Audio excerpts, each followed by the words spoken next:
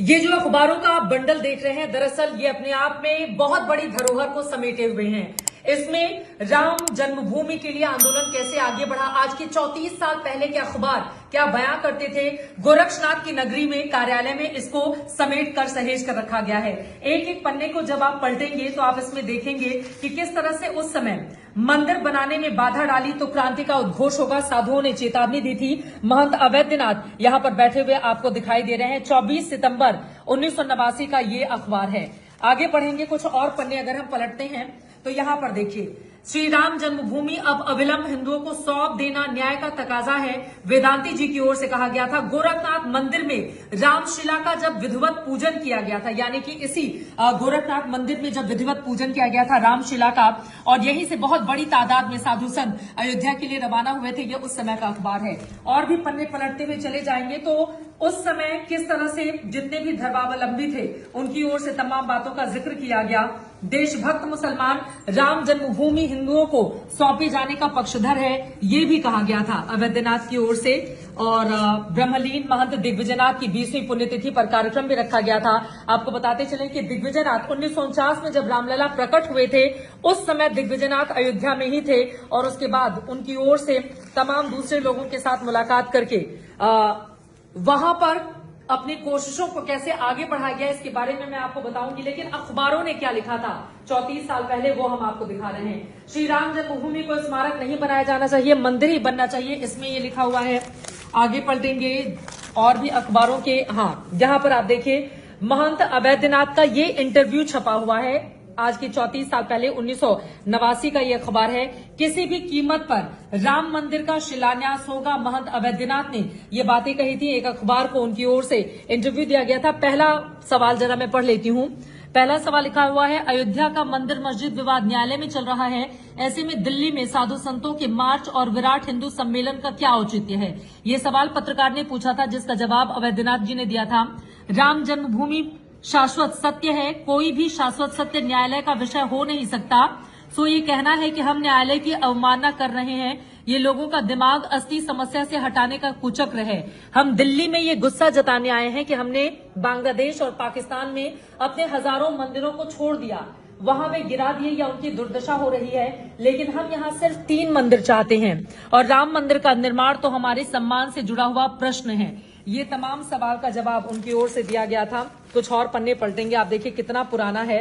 रामद्रोही को सत्तारूढ़ नहीं होने देंगे, इस अखबार में ये लिखा हुआ है। आगे कुछ और पन्नों को पलटते हैं, कितने सहेज के एक एक कटिंग को रखा हुआ है। अयोध्या में राम मंदिर का शिलान्यास 9 नवंबर को होगा, साधु संन्यासियों की ओर से ऐलान कर दिया गया था, और इसी गोरक्ष पीठ में बाकायदा बड़ी बड़ी मीटिंग भी होती थी। श्री राम जन्मभूमि मंदिर के विरोधियों को जनता जवाब मत पत्रों से देगी। देखिए उस समय भी मत पत्रों से जवाब देगी, यानी कि चुनाव में जनता सबक सिखाएगी, ये उस समय ऐलान किया जाता था। विश्व हिंदू परिषद की ये कटिंग आप देख रहे हैं, महंत अवैधनाथ जी की ये तस्वीर है, और यहाँ पर तमाम जो साधु संत बैठे हुए हैं। आगे बढ़ते हैं, थोड़ा और अखबार के पन्नों को पलटते हैं। अलग अलग विषयों को समाहित करके इसमें लिखा गया है, शिलान्यास स्थल विवादास्पद नहीं है, ये उनकी ओर से कहा गया था। शिलान्यास स्थल विवादित भूमि नहीं है। ये अखबार आपको दिखाई दे रहा है, इसकी तारीख कहाँ गई, जरा ढूंढने की कोशिश करते हैं। 1949 गोरखपुर 9 नवंबर 19 ये रहा 1989 का ये अखबार इस वक्त आप देख रहे हैं। इसको फिर से पलटते हैं।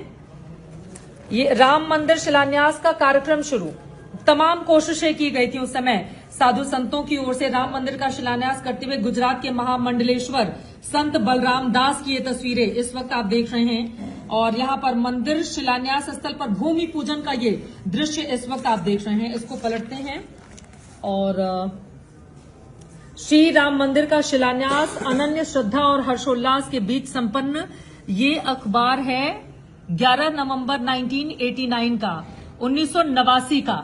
और यहाँ पर आप देख रहे हैं बिल्कुल वैसी ही राम मंदिर का स्ट्रक्चर इस समय आपके सामने है जैसा कि वर्तमान समय में बन रहा है। हालांकि वो 3 मंजिला हो गया है, लेकिन बिल्कुल वैसा ही इस समय का स्ट्रक्चर आपके सामने है। कुछ और पन्नों को थोड़ा पीछे चलते हैं, कुछ और पन्ने पलट कर देखते हैं क्या क्या इसमें लिखा गया है। तब के अब राम शिलाएं नहीं राम भक्त आएंगे, 1990 10 जून को इसके बारे में ऐलान किया गया था। अशोक सिंघल की तस्वीर आप देख रहे हैं। यहां पर महंत अवैधनाथ बैठे हुए हैं, स्वामी चिन्मयानंद बैठे हैं, महंत अवैधनाथ हैं, दाऊलाल खन्ना बैठे हुए हैं, अशोक सिंघल बैठे हुए हैं। और ये 10 जून 1990 को का ये अखबार है जब उनकी ओर से हिंदू परिषद को प्रधानमंत्री पर भरोसा है, अब राम शिलाएं नहीं राम भक्त आएंगे।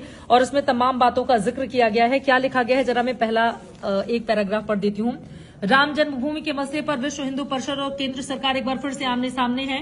परिषद द्वारा प्रधानमंत्री की अपील पर इस समस्या के हल के लिए दी गई 4 महीने की मोहलत शुक्रवार को खत्म हो गई। शुक्रवार को पीएम विश्वनाथ प्रताप सिंह से परिषद नेताओं की 1.5 घंटे बात हुई। परिषद नेताओं ने सरकार के रवैये को निराशाजनक बताया। उन्होंने कहा कि बात अब प्रधानमंत्री के हाथ से निकलकर संतों के हाथ में आ गई है, लेकिन इस टकराव से पहले एक और टकराव होना तय है। वो है प्रधानमंत्री और उत्तर प्रदेश के मुख्यमंत्री मुलायम सिंह यादव के बीच। इतने अहम राष्ट्रीय मसलों पर दोनों नेताओं में पिछले 4 महीने में एक बार भी बातचीत नहीं हुई। श्री यादव ने इस मसले पर साफ और कड़ा रुख अख्तियार कर लिया है।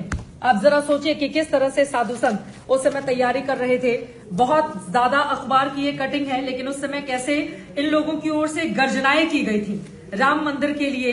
राम मंदिर एक ऐतिहासिक सत्यता है।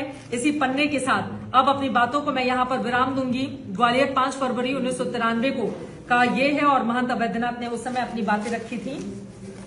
गोरक्षनाथ की तपस्या कल, आज और कल, और इसमें पूरी भूमिका बताई गई है। और राम जन्मभूमि बाबरी मस्जिद विवाद का अंत हो, शुरू से लेकर आखिरी पन्ने तक अगर आप देखेंगे तो उस समय की तमाम बातों पर। इधर आ जाइए, कल्याण सिंह और अशोक सिंघल में भी अयोध्या पर टकराव की नौबत एक बार आ गई थी। कल्याण सिंह जिनकी सरकार चली गई थी, राम आपको बताते चले 6 दिसंबर 1992 को जब विवादित ढांचा ढाया गया था, उसके बाद उनको इस्तीफा देना पड़ा था और उसके बाद इनकी सरकार को तत्कालीन केंद्र सरकार ने बर्खास्त कर दिया था। 4 और राज्यों की बीजेपी की सरकार थी जिसको बर्खास्त कर दिया था उस समय की केंद्र सरकार ने। लेकिन एक वक्त ऐसा आया था जब विश्व हिंदू परिषद के अशोक सिंघल और कल्याण सिंघल के बीच भी अयोध्या पर टकराव की नौबत आ गई थी। तो इस तरह की तमाम ये अखबार हैं, यकीनन अपने आप में बहुत सारी कहानी को समेटे हुए, और उसी कहानी का अंत रामकथा के जरिए हो रहा है जब भव्य राम मंदिर बनकर तैयार है। और इन अखबारों की सुर्खियां मौजूदा वक्त में बदल गई हैं। उस समय कारसेवकों पर गोलियां भी चलाई गई थी, लेकिन मौजूदा वक्त में लाखों की तादाद में जो राम भक्त हैं वो अयोध्या का रुख कर रहे हैं ताकि वो प्राण प्रतिष्ठा का हिस्सा बन सके।